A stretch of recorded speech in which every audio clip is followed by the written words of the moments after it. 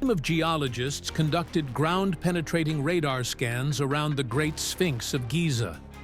What they found beneath the ancient monument should have changed everything we thought we knew about Egyptian history. Rectangular cavities, hollow chambers, tunnels extending in multiple directions. The data was clear, undeniable, recorded on equipment that does not lie. And then something strange happened. The Egyptian authorities revoked their permits. The team was escorted off the site. The research was never completed. For over 3 decades, those tunnels have remained sealed, unexplored, officially non-existent. But in a small home in Bloemfontein, South Africa, a 4-year-old boy named Thabo Molefe had been drawing those exact tunnels for months before anyone told him Egypt existed. Thabo had never seen a book about ancient Egypt. His family did not own a computer. The television in their home received only local channels, yet the drawings he produced showed something remarkable. Passages extending downward from a shape he called the Big Cat. 3 chambers connected by corridors, and something at the end of the longest tunnel that he described simply as the place where they keep the old words. When his grandmother saw the drawings, she recognized something that made her blood run cold. A local Sangoma, a traditional healer, had described an identical vision decades earlier. The old words waiting beneath a stone guardian in a land of sand. This is not a story about one child. This is a story about what lies beneath the most studied monument on Earth, and why, despite decades of scientific evidence, no one has been allowed to look. The technology exists. The anomalies are confirmed. The entrance points have been identified. And yet, the tunnels remain closed. The question is not whether they exist. The question is, what are they hiding down there? The Sphinx sits on the Giza Plateau like a sentinel frozen in time. Carved from a single limestone ridge, it measures 73 meters long and 20 meters high. Its leonine body stretches eastward, facing the rising sun with an expression that has watched civilizations rise and fall for thousands of years. Mainstream Egyptology dates its construction to around 2,500 years before the Common Era, attributing it to Pharaoh Khafre of the 4th dynasty. But this official timeline has been challenged repeatedly by evidence that suggests the monument is far older than anyone wants to admit. The erosion patterns on the Sphinx enclosure walls tell a story that contradicts the official narrative. Vertical fissures carved deep into the limestone indicate prolonged exposure to heavy rainfall, not the occasional desert storms of the past 5,000 years, but sustained precipitation that Egypt has not experienced since the end of the last ice age. Geologist Robert Schoch of Boston University examined these patterns in 1990 and reached a controversial conclusion. The Sphinx must be at least 7,000 years old, possibly older. This would mean it predates dynastic Egypt entirely, built by a civilization that mainstream archaeology refuses to acknowledge. John Anthony West first proposed this water erosion hypothesis in his book Serpent in the Sky, published in 1979. West was not a geologist, but he recognized that the weathering patterns on the Sphinx were fundamentally different from other structures on the Giza Plateau. He spent years trying to get a credentialed scientist to examine his theory.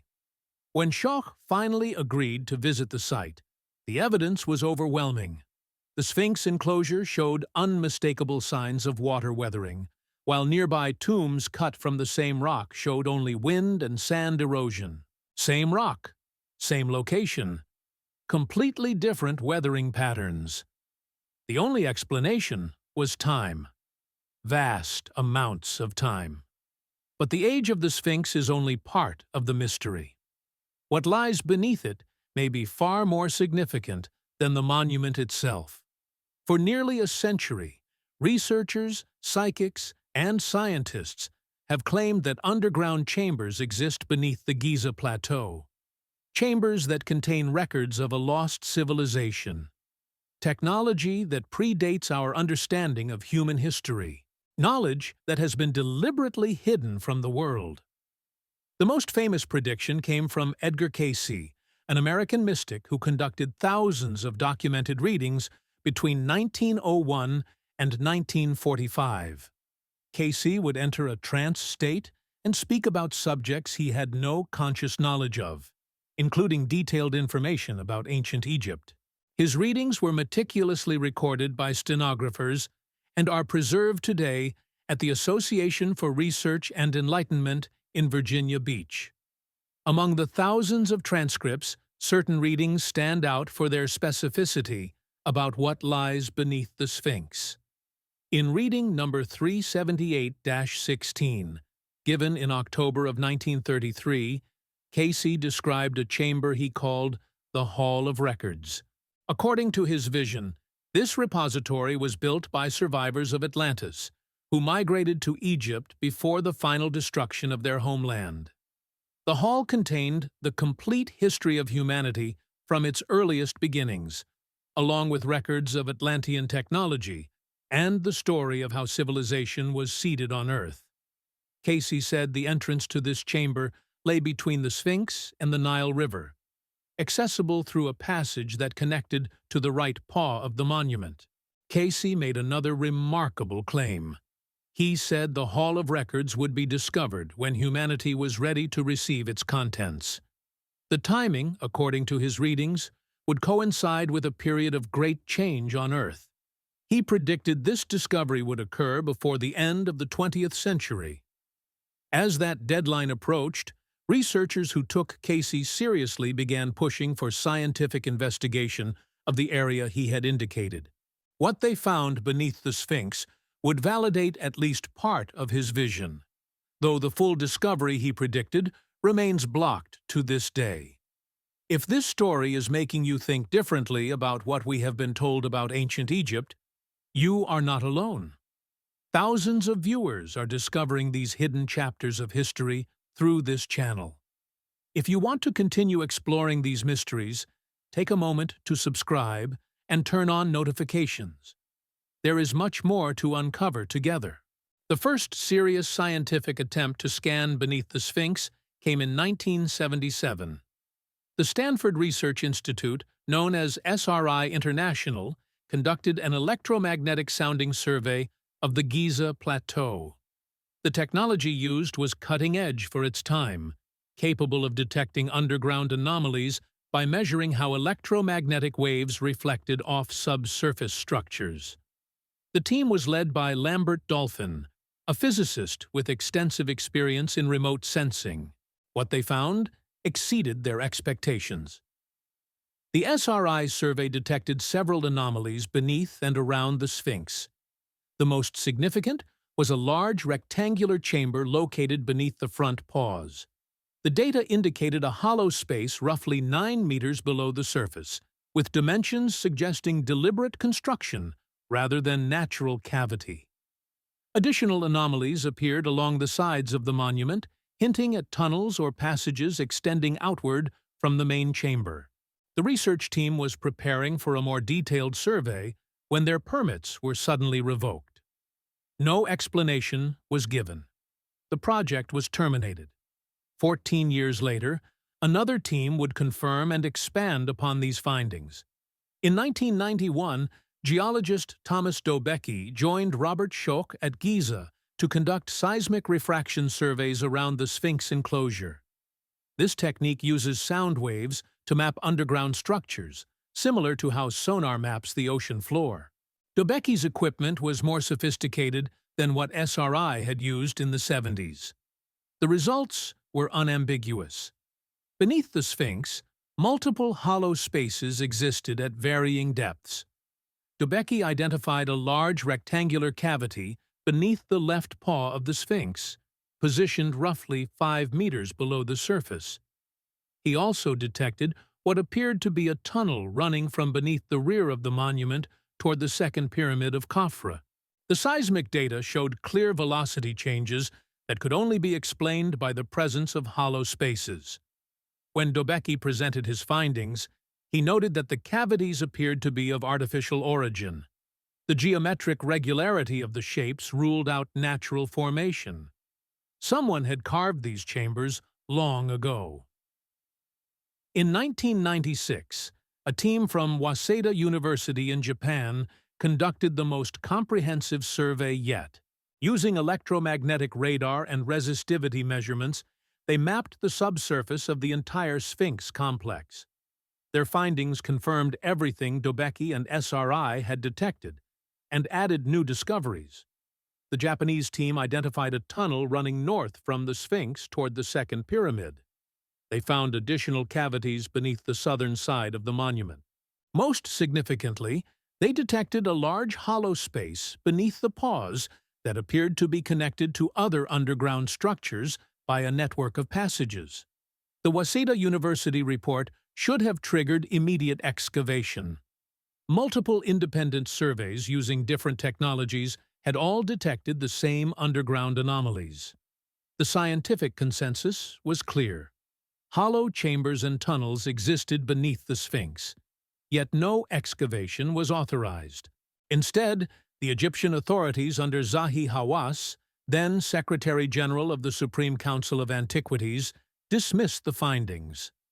Hawass claimed the anomalies were natural voids in the limestone, despite the geometric regularity that scientists had documented. He refused permission for any further investigation. Zahi Hawass has been called the guardian of the Giza Plateau. For decades, he controlled access to Egypt's most important archaeological sites. His word determined which researchers could dig, which theories could be investigated, which discoveries would be announced. Critics have accused him of suppressing findings that challenge the mainstream timeline of Egyptian history. Supporters say he was protecting Egypt's heritage from pseudoscientific intrusion. What is not disputed is that under his authority, the tunnels beneath the Sphinx remained sealed and unexplored. In 1998, a documentary team from NBC filmed what appeared to be an entrance between the paws of the Sphinx. The footage showed a rectangular opening in the bedrock floor, clearly artificial, leading downward into darkness. When the documentary aired, this footage was missing. The entrance had been known to researchers for years. Early photographs from the 19th century show the same opening before it was covered with restoration blocks. Today, that entrance is sealed beneath concrete and limestone. No camera is allowed to film it. No researcher is permitted to examine it. This is where Thabo Molefe's drawings become significant. The 4-year-old boy in South Africa drew an entrance between the paws of a large cat-like figure.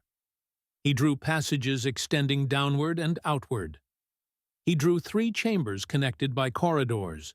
He drew all of this without ever seeing a photograph of the Sphinx, without access to Cayce's readings, without knowledge of the radar surveys. When researchers showed Thabo's grandmother a diagram of the anomalies detected by the Waseda team, she began to cry. The shapes were identical to what her grandson had drawn. The ancient texts of Egypt speak of underground chambers in ways that mainstream Egyptology has dismissed as mythology. The Edfu building texts, inscribed on the walls of the Temple of Horus at Edfu, describe a time before the pharaohs when divine beings established the sacred sites of Egypt. These texts mention underground sanctuaries where the wisdom of the first time was preserved. They describe a network of passages connecting the great monuments. They speak of sealed chambers that would remain hidden until the proper time. The inventory, stela, presents another challenge to the official narrative. This limestone tablet, discovered near the Sphinx in the 19th century, claims that Pharaoh Khufu found the Sphinx already ancient when he built the Great Pyramid. The text describes the Sphinx as damaged and in need of repair, suggesting it had stood for so long that erosion had taken its toll. Mainstream Egyptologists dismiss the inventory stela as a later forgery, but they have never adequately explained why anyone would create such a forgery or what purpose it would serve.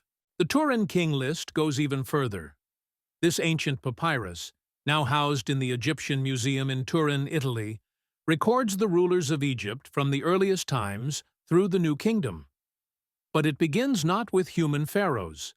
The first section lists the Netru, the gods who ruled Egypt for thousands of years before mortal kings took the throne. According to this list, divine beings governed the Nile Valley for over 13,000 years before recorded history began. Mainstream scholars treat this as mythology. But what if it was memory? Have you ever wondered why certain discoveries never make it into textbooks? Why some findings are celebrated while others are buried? If these questions resonate with you, share your thoughts in the comments below. This community is built on people who are willing to ask the questions that others avoid. Graham Hancock and Robert Bovell spent years investigating the connection between the Giza monuments and the stars.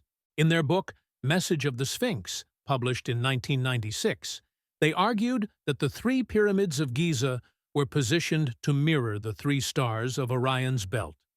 More significantly, they proposed that the entire plateau was designed as a terrestrial map of the heavens, with the Sphinx playing a crucial role. Using astronomical software to map the ancient sky, they determined that the Sphinx would have faced its celestial counterpart, the constellation Leo, at dawn on the spring equinox in the year 10,500 before the Common Era. This date falls within the period that Schoch's geological analysis suggested for the monument's construction. It also aligns with the end of the last ice age, when catastrophic flooding and climate change transformed the planet.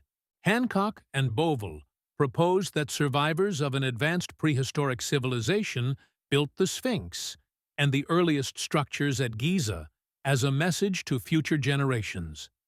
A message encoded in stone and stars. A message that included hidden chambers containing their knowledge and history. The connection between Orion and ancient Egypt runs deeper than constellation alignments.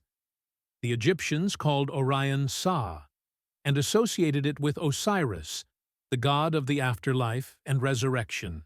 The pyramid texts, the oldest religious writings in the world, describe the pharaoh's soul ascending to join with Orion after death. The southern shaft of the king's chamber in the Great Pyramid points directly at Orion's belt. The northern shaft aligns with the polar stars. These alignments were not accidental. They were engineered with precision that modern architects would struggle to replicate. Zecharia Sitchin proposed an even more radical interpretation. In his Earth Chronicles series, beginning with the 12th planet in 1976, Sitchin argued that the beings described in ancient texts were not myths or symbols. They were visitors from another world. He called them the Anunnaki, borrowing the term from Sumerian mythology. According to Sitchin, these beings came to Earth hundreds of thousands of years ago and were directly involved in the creation of human civilization. The gods of Egypt, in his interpretation, were the same beings known by different names across ancient cultures. Whether one accepts Sitchin's conclusions or not, the pattern he identified is remarkable. Civilizations separated by oceans and millennia share strikingly similar stories of godlike beings who descended from the sky, taught humanity the arts of civilization, and eventually departed with a promise to return. The Egyptians had their Neteru, the Sumerians had their Anunnaki, the Maya had their feathered serpent, Kukulkan. The Inca had Viracocha. The patterns repeat across continents, across cultures, across time. What would it mean if the Hall of Records exists exactly as Cayce described? If chambers beneath the Sphinx contain the history of a civilization that predates everything in our textbooks? If the evidence has been there all along, detected by radar, described in ancient texts, sealed away from investigation? This is not a hypothetical question. The technology to confirm or deny these claims exists today. The only barrier is permission, and permission has been consistently denied. In 2017, the Scan Pyramids project announced a major discovery. Using muon tomography, a technique that detects density variations by measuring cosmic ray particles, researchers identified a previously unknown void inside the Great Pyramid. The void measured at least 30 meters long, making it the largest internal structure found since the 19th century. The announcement made headlines worldwide. Yet 5 years later, no one has accessed this chamber. No one has photographed what lies inside. The void remains as sealed and mysterious as the tunnels beneath the Sphinx. The pattern is consistent. Discovery is followed by delay. Evidence is followed by denial. Advanced technology confirms what mystics and alternative researchers have claimed for decades. And then nothing happens. The mainstream narrative remains unchanged. The anomalies are explained away or simply ignored, and the chambers stay sealed. Thabo Molefe stopped drawing his tunnels when he turned 6. His grandmother says he no longer remembers the visions that once consumed him. This is common with children who display apparent memories of other lives or places. The window closes as the brain develops. The connections fade. But before Thabo's window closed, he said one more thing about the tunnels beneath the big cat. He said the old words are waiting. He said they are protected. And he said that one day, the people who are supposed to find them will be allowed in. The evidence is there.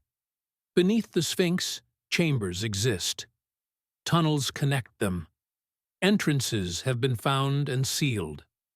Radar confirms what mystics predicted.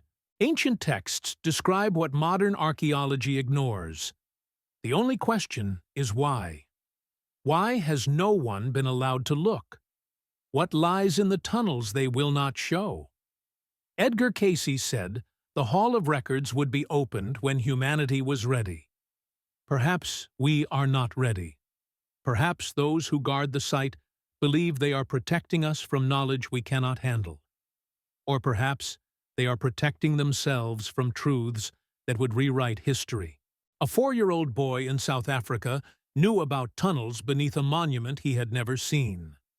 Scientists with advanced technology detected chambers that authorities refused to excavate. Ancient texts describe underground sanctuaries beneath the guardian of the plateau. These are not coincidences. They are pieces of a puzzle that someone does not want assembled. If this story has opened your eyes to the mysteries that still wait to be uncovered, you are part of a growing community of seekers. Subscribe to this channel to join thousands who refuse to accept that we have been told everything. Share this video with others who question the official story. The truth about our past may be closer to the surface than we ever imagined. Perhaps it lies just a few meters beneath the paws of a stone lion, waiting in darkness, waiting for the right moment, waiting to transform everything we think we know about who we are and where we came from. The tunnels exist. The evidence is undeniable. The only question remaining is what will happen when they finally allow us to see what has been hidden for so long. Until that day, we can only look at the drawings of a child who somehow knew and wonder how deep the secrets go.